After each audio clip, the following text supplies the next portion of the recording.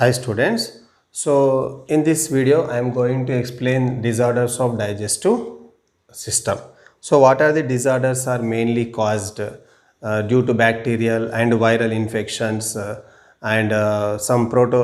helminthes parasitic organisms also caused disorders due to overeating or by taking spicy food material and caused by the water contamination also, like let us see what are the disorders of digestive system. So the most common element disorders of digestive system, very well known to us, that is inflammation of intestinal tract. Inflammation of intestinal tract.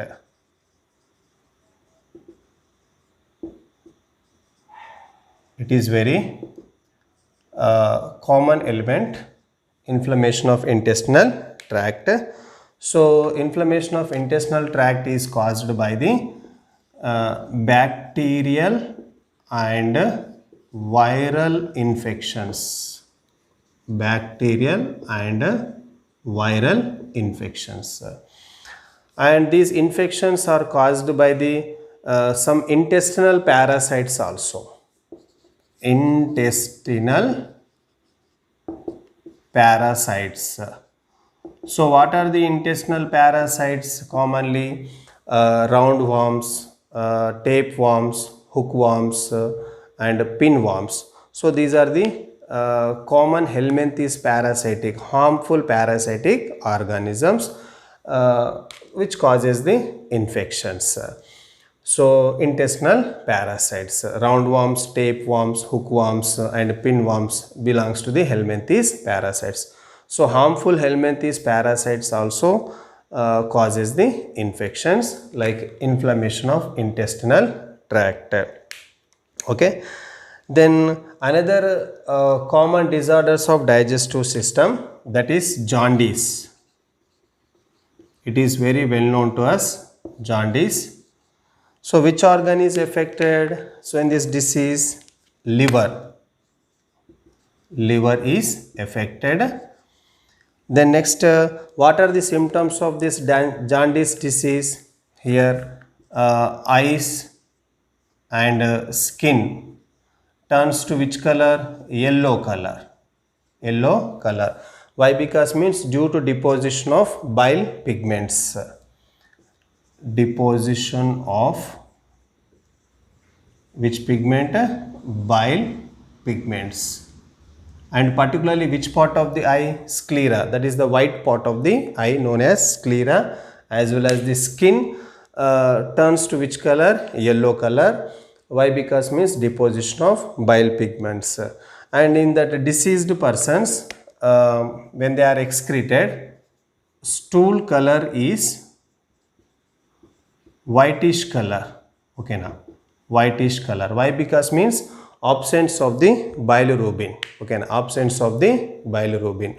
So what is the main important function of that bilirubin? So this bilirubin gives a particular color to our stool material. So if the bilirubin pigment is absent, so in this diseased persons, jaundice diseased person, so their faces color is which color? Whitish color. So it is one of the most important common disorders of digestive system. And another important disorders of digestive system, diarrhea. Diarrhea. So it is water contaminated disease, and it is caused by the reduced absorption of fluids from intestine and irregular frequency of bowel movement. It leads to the secretion of, okay, now it leads to the water content, highly water content present in our stool. Liquidity, okay, it increase the liquidity in our stool. Increase the liquidity in stool. Okay, now so rapid passage of stool from the intestine. So rapid passage of stool from the intestine. So that is known as diarrhea. Okay, now liquidity. liquidity, increase the liquidity in stool material or facial material, and the rapid passage of feces from our intestine. So that is known as diarrhea. So what are the complications of diarrhea? Means like here the increase the liquidity, it means it leads to the dehydration and loss of minerals also, loss of minerals, then irritation of the anus. Okay, now another important symptom, irritation of the anus. Clear? So that is second disorders of digestive system, diarrhea. Okay, now it is caused by the reduced absorption of fluids from the intestine and increase the liquidity in our stool.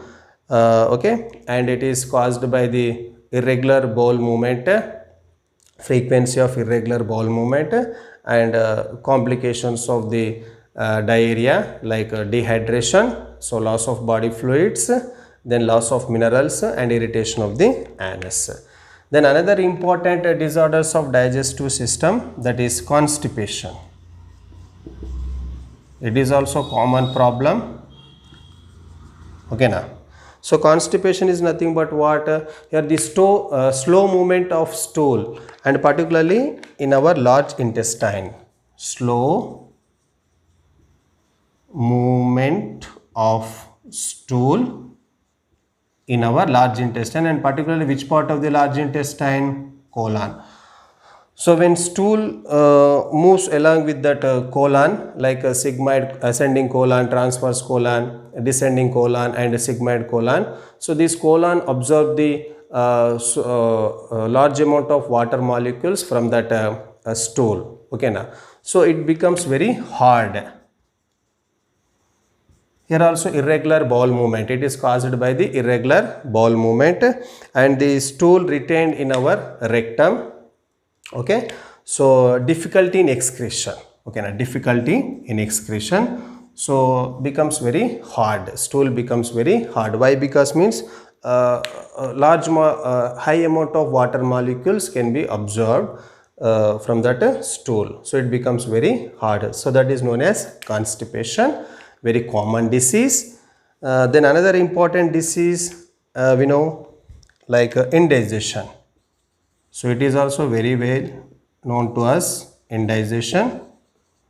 So indigestion is nothing but what? The food material which we can eat, it is not properly digested. Okay, now. Not properly digested. Okay, now.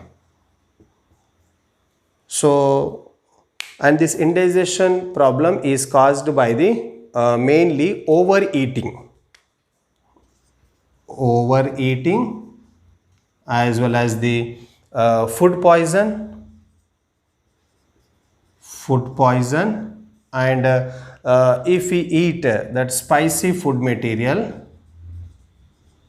generally we can face this indigestion problem. Okay, so jaundice, diarrhea, constipation, and indigestion. And other important two diseases which are mainly caused by the deficiency of protein energy malnutrition. Okay, now, like kwashiorkor and marasmus. Kwashiorkor and marasmus. Protein energy malnutrition diseases are the deficiency of proteins as well as the calories, like kwashiorkor and marasmus.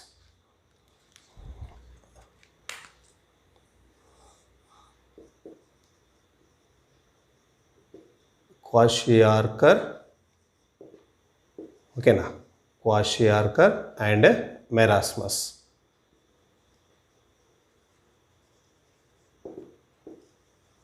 So kwashiorkor disease is mainly seen between the age of 1 to 5 years age group persons are the children's. Okay, na, kwashiorkor disease. And what are the symptoms of this kwashiorkor disease? Means like wasted limbs, wasted okay na, are the thin limbs, mainly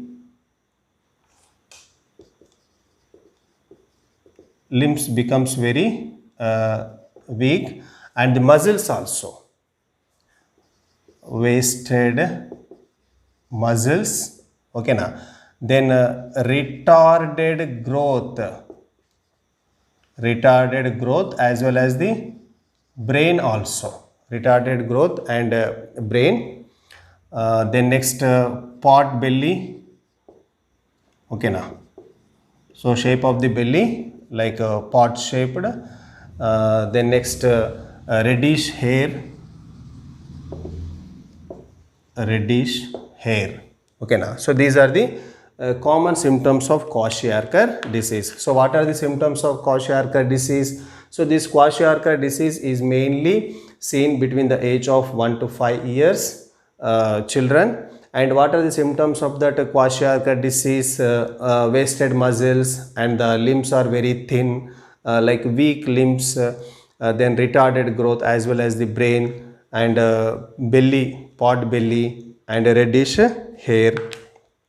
Okay, so these are the common symptoms of the Kwashiorkor disease. Okay, then next marasmus. So marasmus disease, it is mainly seen in infants